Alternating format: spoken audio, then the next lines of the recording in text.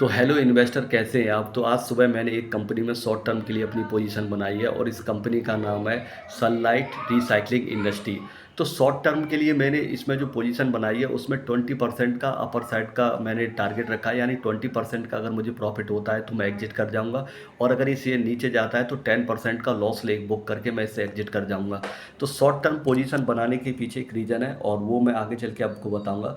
तो पहले कंपनी के बारे में बात करते हैं। कंपनी बेसिकली आपके कॉपर की रॉड्स हुई, कॉपर की वायर्स हुई और कॉपर की स्ट्रिप्स बनाती है, और इन सारी चीज़ों को बनाने के लिए ये वेस्ट और स्क्रैप का यूज करती है, जो कि यूएसए और यूएई से इंपोर्ट किया जाता है। तो कंपनी का 179 करोड़ का मार्केट कैप है, और इसका प्राइस टू अर्निंग 12 का, रिटर्न ऑन इक्विटी 35 का, आरओसीई भी 35 का है।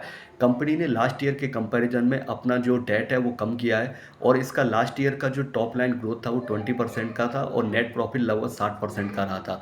तो फंडामेंटली यहाँ पे कोई भी प्रॉब्लम वाली चीज़ नहीं है। दूसरा चीज़ अगर आप देखेंगे तो इसमें सुबह पोजीशन बनाने का सबसे बड़ा रीज़न ये था कि 10 से 12% वाली जो पी वाली कंपनियां होती हैं, जहाँ फंडामेंटली या इन्फॉर्मेशन थोड़ी अवेलेबल होती है, वो मेरे रडार में रहती हैं, तो मैं वेट कर रहा था। तो कल शाम को इसके बिजनेस अपडेट आए थे Q1 के, और कंपनी ने लगभग 25% की अपना रेवेन्यू ग्रोथ दिखाया Q1 में। तो इसलिए मुझे लगा कि इसमें थोड़ा पोजीशन बनाते हैं। तो सुबह मॉर्निंग में मैंने अपनी पोजीशन बना ली है और मैं इसे थोड़े समय के लिए होल्ड करूँगा।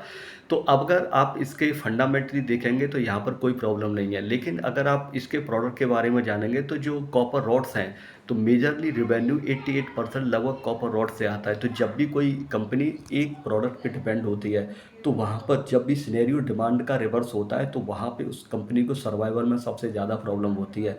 लेकिन अभी क्योंकि कॉपर से रिलेटेड जितनी भी कंपनियां हैं या जितनी भी ऑर्गेनाइजेशन है, वो डिमांड वाली चीज़ की रिवर्स सिनेरियो से नहीं गुजर रही हैं, क्योंकि यहाँ पे डिमांड हाई है। इसके अगर आप प्रोडक्ट देखेंगे तो बेसिकली टारगेट जो इंडस्ट्री है आपकी, आप कह लीजिए एक तरीके से ईवी इंडस्ट्री हुई या सोलर इंडस्ट्री है या पावर रिलेटेड सेक्टर है, इन सब में ये यूज होते हैं। तो यहाँ पे डिमांड की कोई कमी नहीं है।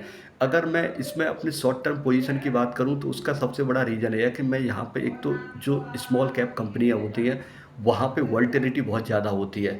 दूसरा क्या है कि यहाँ इन्फॉर्मेशन में मैं 2 स्टेप पीछे खड़ा हुआ हूँ। आप देखेंगे कंपनी कोई भी ऑनलाइन या कह लीजिए कॉन नहीं करती है, इन्वेस्टर मीटिंग जो भी करती है वो 1 टू 1 या ऑफलाइन करती है। तो 26 जून को इसकी इन्वेस्टर मीटिंग हुई थी, और आपने देखा होगा कि आज 10 जुलाई है, आज भी इसकी इन्वेस्टर मीटिंग हुई थी, लेकिन वो ऑफलाइन होती है मुंबई में 1 टू 1, या अब ग्रुप डिस्कशन जैसे होता है उस तरीके से होती है।